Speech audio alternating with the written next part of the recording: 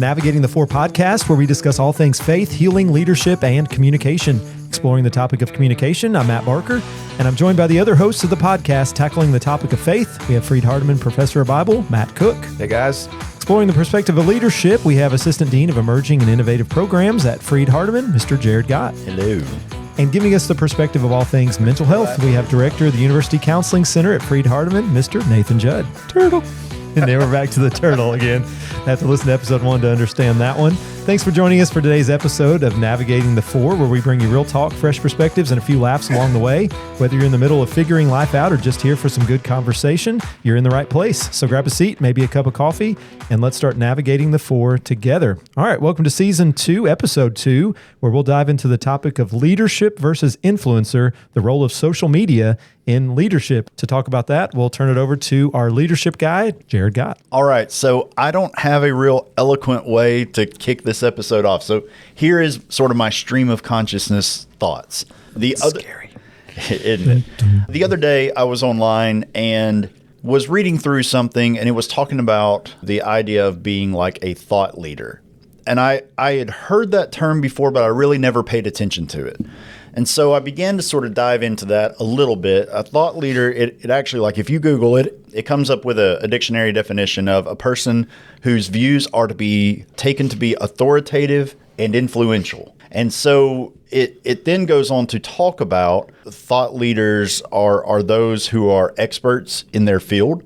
They are leading people's thoughts. They are sort of shaping conversations within their field. They are shaping opinions. They are influencing others sort of with their own expertise.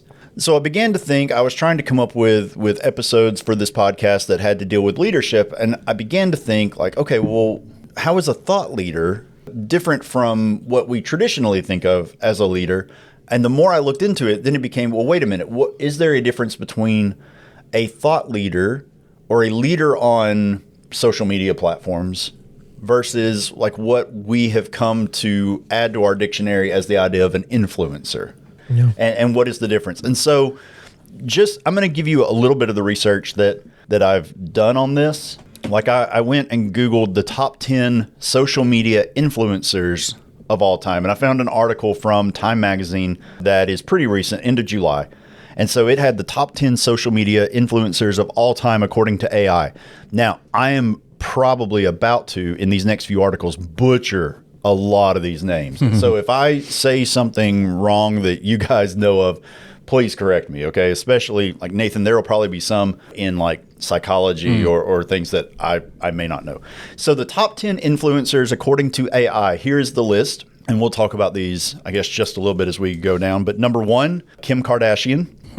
Kim Kardashian, right, influencer, but also has multiple billion-dollar companies at this point with a net worth of 1.7 billion, number of followers over 400 million across social media platforms. She is the number 1 listed influencer. Number 2, wow, Cristiano Ronaldo, soccer player, football player. I didn't even know he was online. That's the thing. I don't know that he is. I don't know that. I mean, he has accounts online, but I don't know if that's actually him or if that's managed by like a media team.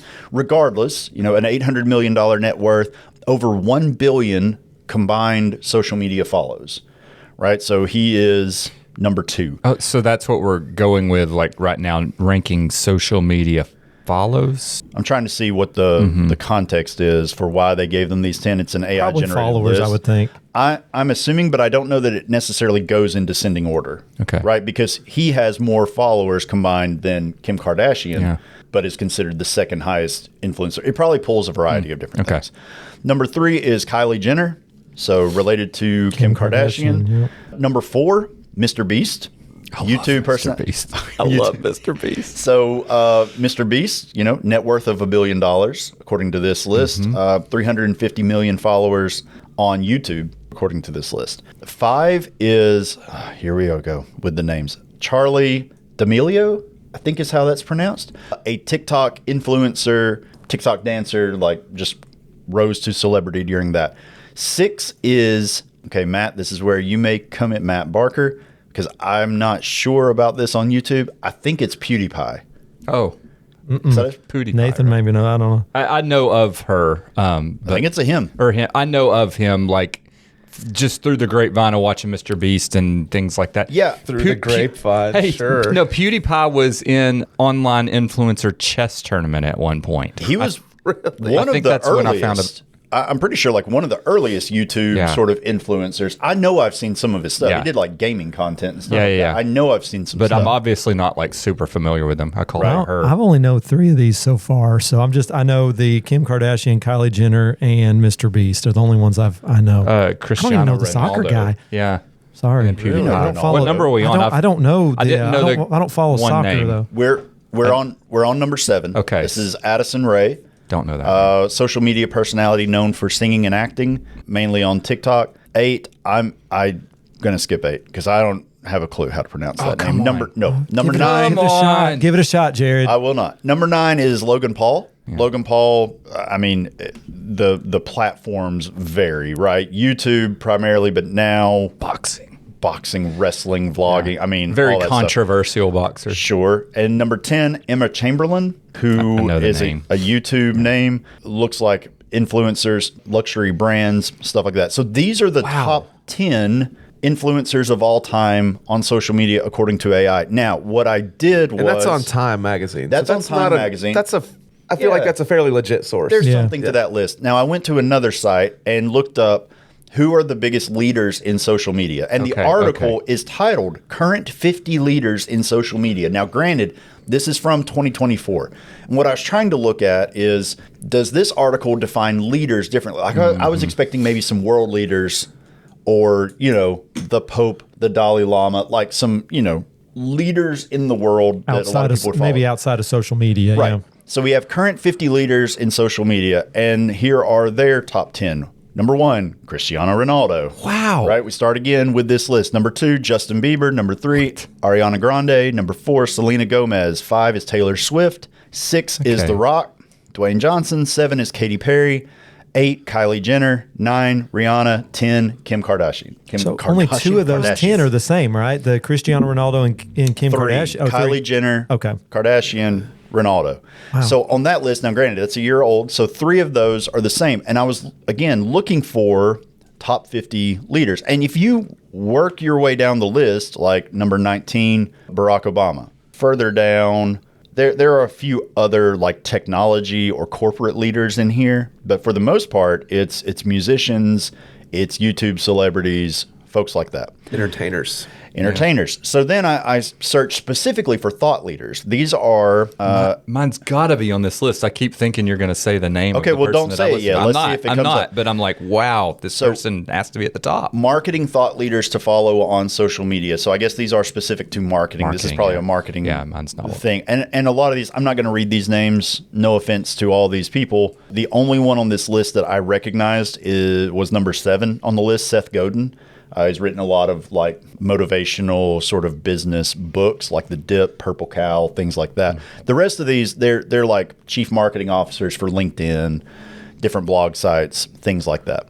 But I went to my own social media and looked at, okay, who do I follow? Who would I consider a leader that I follow? And it's interesting. I don't follow a lot of people I might traditionally consider leaders. Same. Like I don't follow a lot of politicians. I think we've seen, without making this a podcast on politics, I think we've seen a lot of politicians just sort of cringely use social media. I will get my news from somewhere, but I don't want it to be my social media platform. I don't follow a lot of even leaders within education. Like I follow some groups and different ones, but I follow a lot of like musicians. I follow a lot of chefs. I follow a lot of people who make uplifting type content. And so I guess I follow a lot of influencers or thought leaders within their areas of expertise, but I wouldn't follow a lot of people that you consider traditional leaders. So all that to be said, what is the difference from y'all's opinion? We're not going to solve I don't think we're going to solve a lot of problems on this episode or really unravel any new information, but what is the difference? What differentiates a leader from an influencer? Or is there a difference? I think a leader and influencer, I was trying to think of this beforehand, and I think the difference is in their purpose and their motivation for doing what they're doing. So if we think about a leader, uses social media as a tool to guide, maybe motivate and serve a mission, focusing on how they can help other people. I think an influencer sometimes we think of is like they're growing their brand, their business, and they're looking out for how they can make more money, is at least the way when I look at it. If I look at someone like Kim Kardashian, for example, she probably is, I would consider her an influencer, but I think a lot of what she does is not necessarily to raise awareness for these big issues that are going on. It's more just like, how can I sell my brand? How can I sell whatever it is I'm selling? Maybe true, maybe not. That's the impression I get from their show, just their life, all that kind of stuff. So maybe I have the wrong impression of them. I follow a guy that my kids watch, and his name is Ryan Trahan. And if anybody's heard of this candy, Joyride candy, it's supposed to be like really healthy candy, less sugar, all this kind of stuff. And I've actually tried it. The candy's actually decent. We need to get them to be a sponsor of our podcast. It's good stuff. The sour blue raspberry ropes are great. All that aside, though, one of the things he just did on YouTube, he had a whole series visiting 50 states in 50 days and staying at an Airbnb. But what he did throughout the whole thing was raising money for St. Jude. And so each one, he had people donating, raised $12 million. And so I think of people like him, he has a brand, he's selling candy, and I'm sure, of course, he's promoting that along the journey, but he also had other things. I'm a big servant leadership guy, so I look at a lot of people I follow and different things and articles I read are on servant leadership. How can we look out for other people? He's using his platform in a way where he is not only getting his brand out there, but he's also helping all these children at St. Jude in the process. So he's using his platform for the good, not to pick on Kim Kardashian and some of those that I mentioned earlier, but I think there's a difference sometimes in people that are just looking out for how they can advance their brand and not doing some of those other things that we would consider role models and good people and how other people should live their life. So I think leaders focusing maybe more on others, influencers focus more on how they can build their brand. At least that's the way maybe I differentiate it. It might be completely wrong. It's just first impressions. That's what comes to my mind. When you said Kim Kardashian, for instance, I've never thought of her as a leader, but then you mentioned her having several businesses and things. So are we talking about leaders of the online community, or are we talking about leaders who happen to be online? I think that's a fair question. Yeah. Here's the thing. I don't know that I'm willing to just outright say, yeah, Kim Kardashian's a leader. I don't think that she herself is leading all these corporations that fall under their brand. Mm-hmm. I do think that corporations that are built on somebody like that do have to take cues from that individual. So maybe I'm answering the question with a question. Mm-hmm. Do leaders in general have to be influencers? Do influencers turn into leaders? I think that's a no. The example I gave, the guy, Ryan Trahan, he might have started his YouTube channel to promote his candy, but what is he doing now with it is, in a way, leading others to think about things differently. So can influencers kind of turn into that? And why could they not, Jared? And this conversation, I guess, is kind of the point of this podcast, right? Or the point of this episode of this podcast. I think that leadership in general, as we think about it, is already undergoing a change in 2025. Mm-hmm. The ways that we talk about leadership will be different moving forward. So my gut reaction is all leaders have to have influence to some capacity. Yeah. All influencers do not necessarily lead. Does that make sense? Mm-hmm. Like, I think, Matt, what you're talking about, yes, it sounds like that person is using their platform to do something that is good outside of themselves. Now that I just said that definitively, I'm already backtracking on it because I'm thinking like, well, if an influencer, if Mr. Beast creates a fun YouTube channel, but all of a sudden has 350 million followers who are tuning in, who are ingesting their content, who are investing part of their lives into that. I mean, now he's what? We have TV shows, we have candy bars, we have like, yeah. Are people following Mr. Beast? That's what we call social media engagement, followers. So is an influencer, by nature of the audience that they have, whether or not they intend to lead, are they leading? Yeah, I'm weighing through some of this with you too. And see, I wouldn't necessarily call Mr. Beast a thought leader. I love what he does. He may do a little bit of that, but mostly his videos are just him having a good time, putting together some ridiculous things, handing out a lot of money. Sure.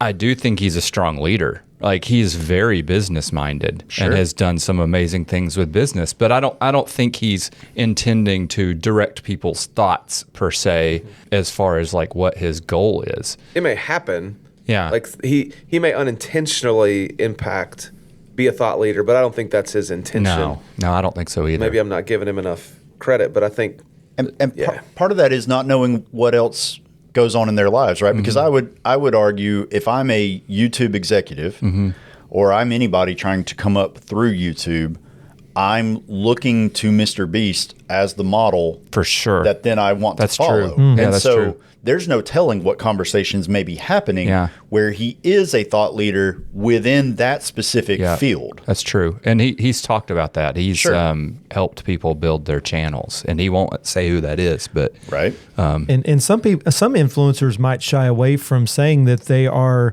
a certain way because they might not want to offend one way or the other. So that as far as a thought leader, they might maybe stay away from that publicly. They might have their own thoughts, but then on camera, they might not say a lot. I don't want you to think this way politically or whatever it is, because they don't want to lose followers, and they also don't want to maybe shape something in the way that they don't intend. So let me pivot the conversation a little bit. And I mentioned like there are some politician videos on both sides of the aisle that just send a chill up my spine, where it's not, they haven't done anything wrong. I'm just like, oh, we're doing trends. We're doing memes in political accounts. Like, what is that?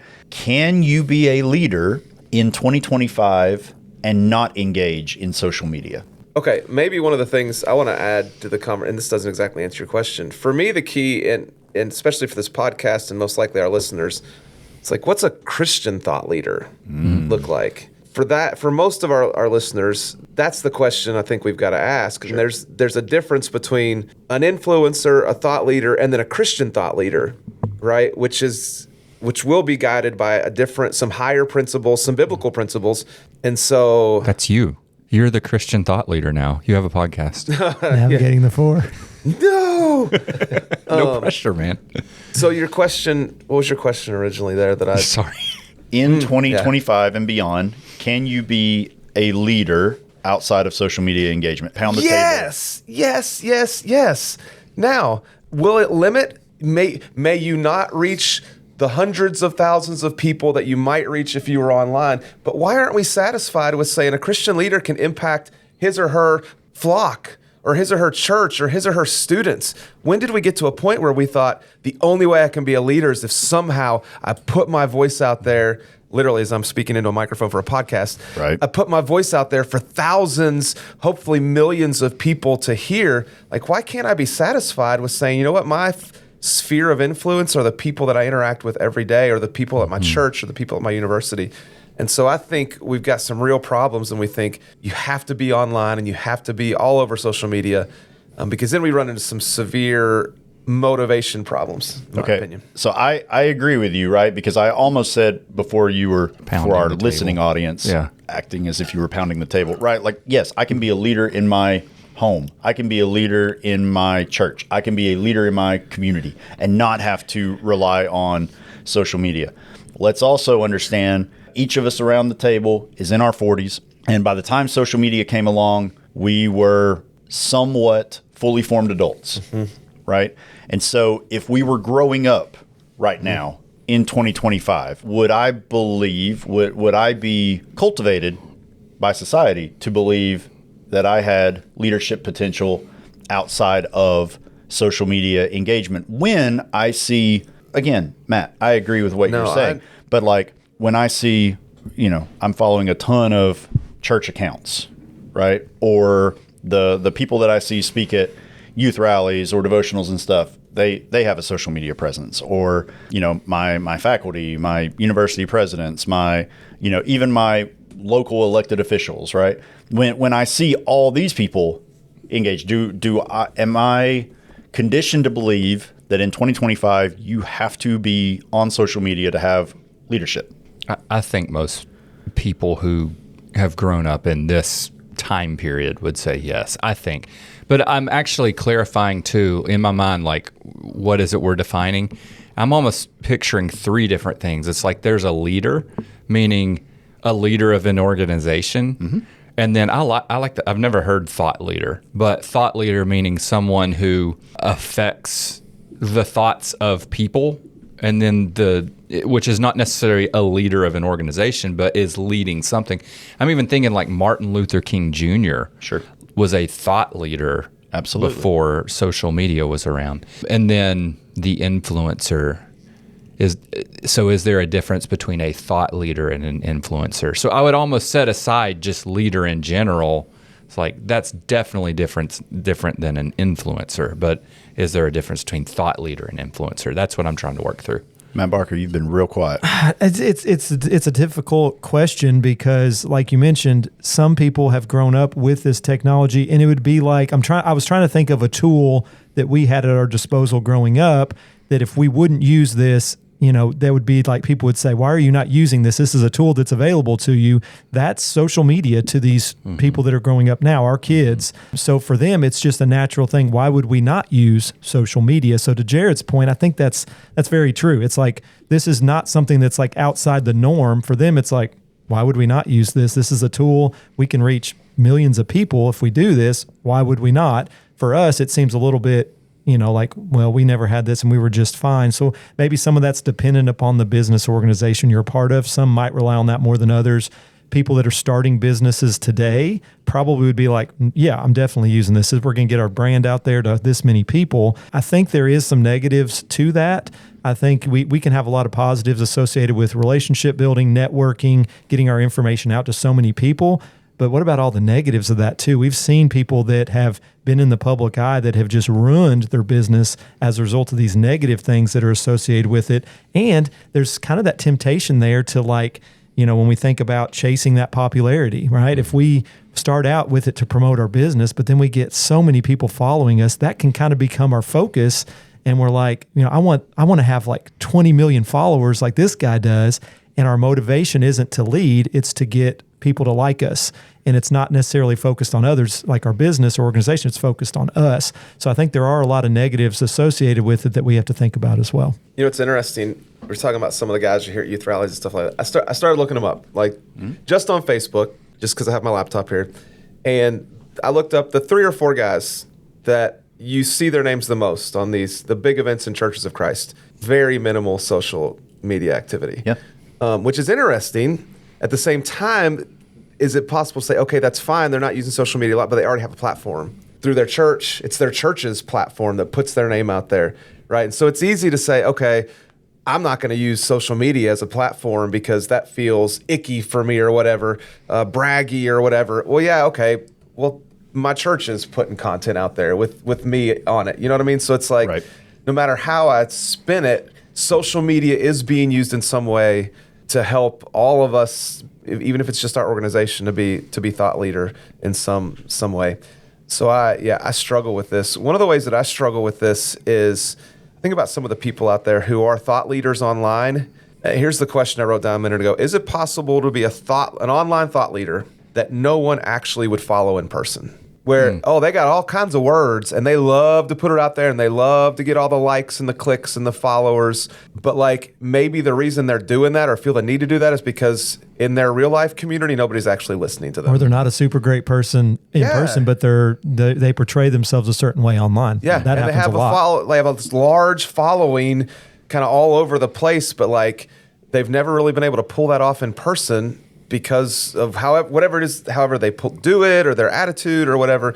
And so that's where I struggle. Social media gives everyone a platform, and there are some people who don't need a platform.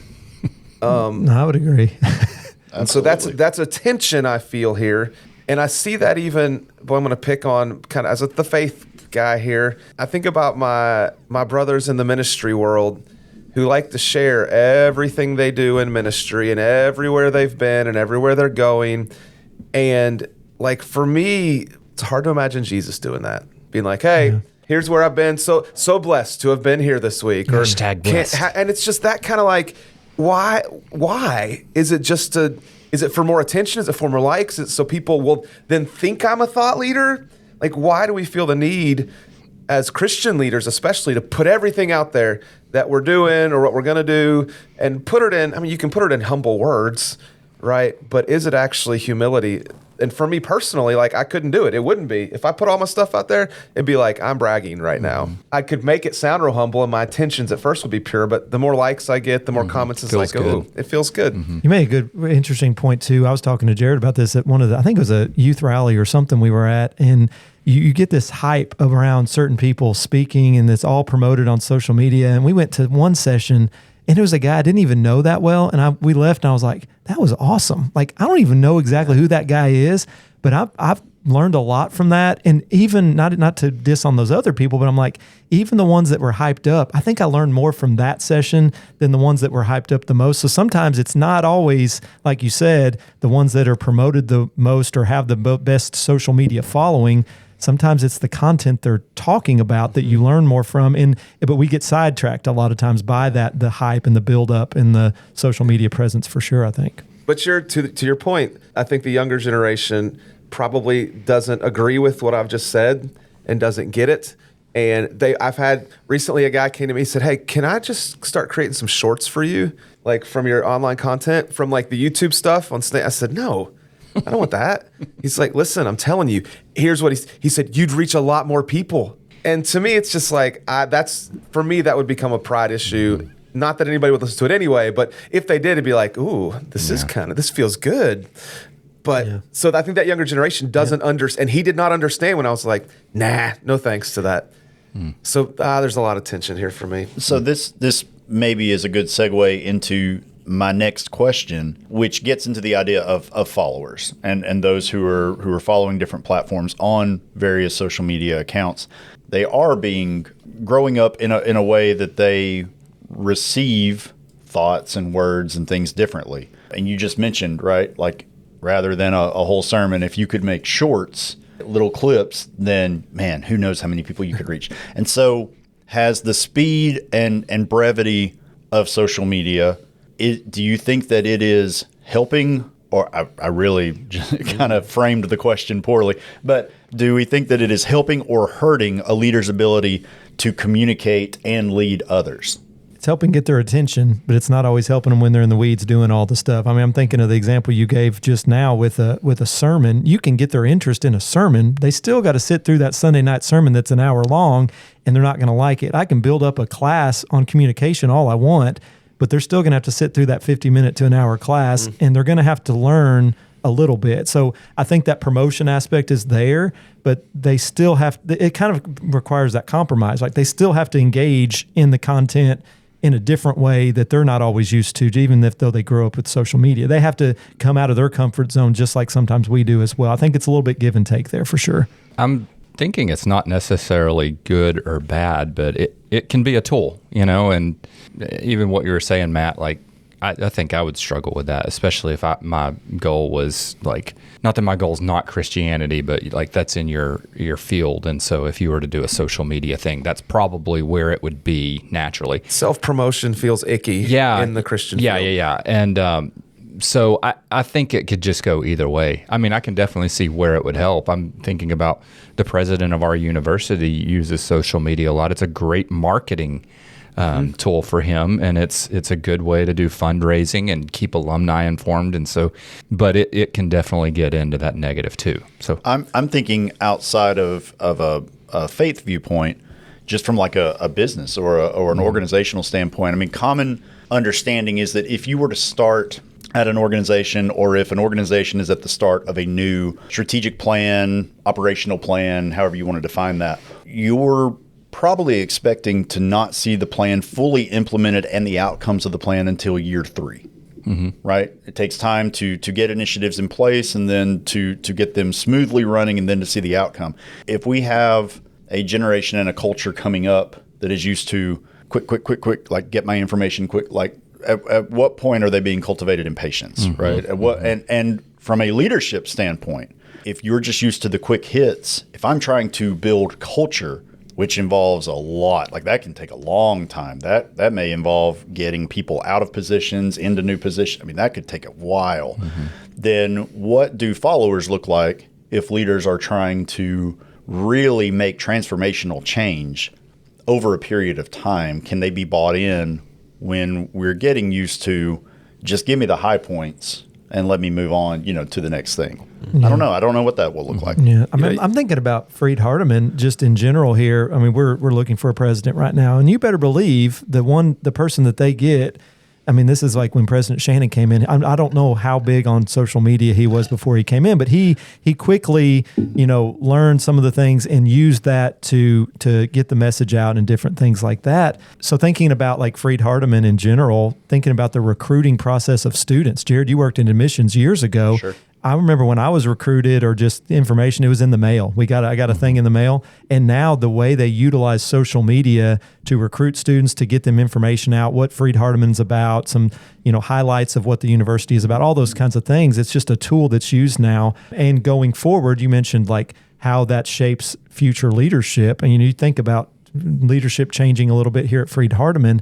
That's going to be a focus is like, how familiar are you with marketing, but also social media? It maybe years ago when other presidents came in, maybe wasn't as much of a priority, but now it's definitely going to be a focus on how they utilize that to just a different way we reach students now than we used to. So it's definitely something they got to use more than they used to use for sure. I don't know this for sure, but the president has been mentioned a couple times of our university. I don't think he used social media at all before he came here and felt like he had to. And he did have to. You have to do this in his position. Sure. But isn't it interesting? He became a significant leader, speaking everywhere, ultimately becomes a president with nearly zero social media his presence. influence was because of who he was and the impact that he had on a church and in churches. And I guess for me, that's where it should start. And if it builds beyond that, and then he's able to build a platform online because of the character-driven leadership that he has already built, that feels better to me. Yeah. And his environment changed, but his mission didn't. And the whole point of a lot of what he puts out on social media was still focused on what's the mission of Freed Hardeman, to develop God-given, all those things that he preached on for years. And so the message, changed slightly as far as what he was communicating, but it wasn't to where it was different than what he was doing already. He just did it in a different way. So like to Matt Cook's point, it's like, he was doing the same things he was doing. He just found a different way to reach different people. Same message was there, though.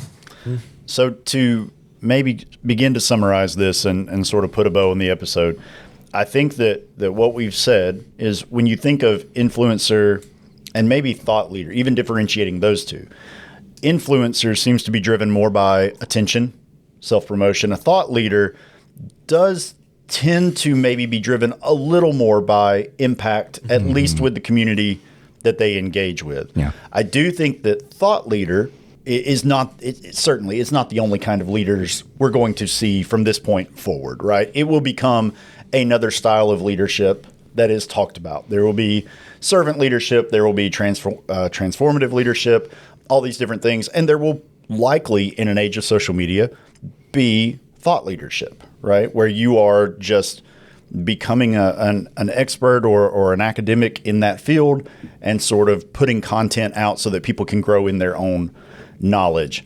But you do not have to be a thought leader to be a leader, right? I think we all agree on that. I think this will be very interesting to watch over the next decade or so to see like what this looks like. I'm curious just for each of you, last thoughts as we wrap up on social media and leadership. I would, from a Christian perspective, I would encourage anyone who is posting and hoping to be a leader or whatever, just ask the question, why am I posting this? And if there's anything in me that's like, I really need and want this attention, then we've got a problem. So I would compare like Matthew 6:1, don't do your acts of righteousness to be seen by others. You already have your reward. Do what you do for your Father in heaven. Do it in secret. So if there's anything in me that's like looking for attention from others, that's a problem. On the other hand, earlier in the Sermon on the Mount, Matthew 5:16, let your light so shine before others that they may see your good works and glorify your Father in heaven. So like, how do I balance don't do things to be seen by others with what Jesus says in Matthew 16, like let your light shine to be seen by others. And I think that can happen online. It can. And so I'm just going to ask the question, why am I posting this and how am I balancing Matthew 6:1 and Matthew 5:16? That's a really good thought. Mine is not nearly as groundbreaking as that. The whole time you were reading that list, I'm like, how is Joe Rogan not showing up on that list? Sure. As a thought leader? Isn't he the number one podcaster? If he's not number one, he's certainly there at the top. Yeah, I'm just blown away that he never showed up. I mean, he's definitely a thought leader. Sure. Whether you like him or not. So anyway, that's the thought I have. It's not Right. hugely groundbreaking from a mental health standpoint. No, I mean, there are other thought leaders who want to get on his platform because of the amount of people they can reach. Yeah. Ooh, but there's a lot to be said about mental health and social media. Yeah, actually, so I am. Man. Yeah, I am thinking. I was having a conversation with my friend the other day, and he posed a question of, does it give someone? How did he word it? The contrast was, which is better, someone who has a lot of credentials, or someone who is like a major influencer and has a following and who should be making decisions. Anyway, either side of that is like probably not great. So anyway, it was a cool conversation. Yeah, my final thought would just be kind of piggybacking off what Matt Cook just said. Think about your purpose before you're posting. That one of the differences that I was talking about between a leader and an influencer is the motivation and purpose behind why you're posting. Is it focused on yourself? Is it focused on others? Is it focused on a certain mission that you have, or is it focused just on you promoting yourself? So I think when we think about our relationships with others, our leadership with organizations, our Christian faith, mental health, whatever it is we're talking about, using social media in the right way involves us not always trying to promote ourselves, but to promote something else, a mission, and having the purpose in mind before we post. Think about what you're posting before you post would be a good rule to go by, because not only focusing on what content you're getting out there, but also what's the reason behind your posting it. And if we think that through a little bit before we post something, hopefully that'll help us to be a little more conscious about what we're posting. Yeah, thinking about it from a leadership standpoint, I think the big question, even outside of a faith basis, to ask is, as a leader, I'm trying to manage and promote a mission and values of my group, my organization, et cetera. So does the social media engagement promote those things, or is it self-glorification? And then you get a good starting point. Wrap it up, Matt. Cue the music. Cue the music. All right. Thanks for joining us on Navigating the Four for today's episode. We hope that today's conversation sparked something real in your faith, your healing, your leadership, or your communication. If you enjoyed the episode, be sure to subscribe, share it with a friend, and leave us a review. Until next time, keep showing up, keep growing, and keep navigating the four. We'll see you next time on Navigating the Four podcast.